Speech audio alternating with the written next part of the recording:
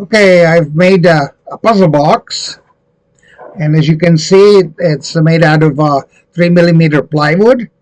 I cut it on my laser cutter. It requires no electronics. This one, of course, was full of electronics. I should put it the right way. There we go. But this one requires no battery, no computer, no Arduino, nothing. And how do you make it? I'm going to leave below my video in a website where you can download all the parts. The guy designed it. Was really, really tight. Um, um, there's basically not a whole lot of a give. And so when I was trying to put these corners together, and as you can see, there's quite a few, and there's even more inside. I had to use actually a clamp to clamp it together, and I was going to go ahead and redesign it, but I figured out that you can fix that in your file on your laser cutter by adjusting the kerf. Kerf is where when it cuts these things out, uh, the finger joints is basically it's a finger joint. Then what happens is that the kerf, you can have it really tight or loose or just enough tight to make the box. And here's a little handle, and if you try to lift it up, the box is basically the puzzle is still working. And how do you do that? How do you make it open? Is I'm going to show you the secret. Okay.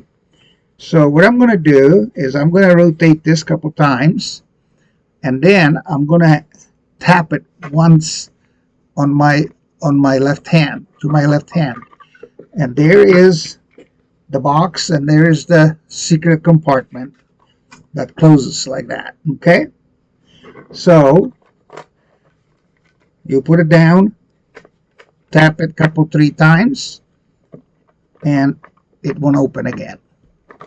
Okay, so again, if you're going to be making this yourself, the guy designed it with a 4 millimeter plywood. I cut it out of 3 because I have 2 millimeter and 3 millimeter. I don't have any 4 millimeter. So what I did is I basically they stick out on the sides a millimeter, of course, or less than that actually, and it doesn't bother me that it's not perfectly flush. I could actually go ahead and take it over there on my sander and sand off the corners, but I didn't want to do that. I actually enjoy when it's a little different. So let's hope that you're going to have fun with this, and that you're going to do like that, and maybe like that. Oh, it still doesn't want to open.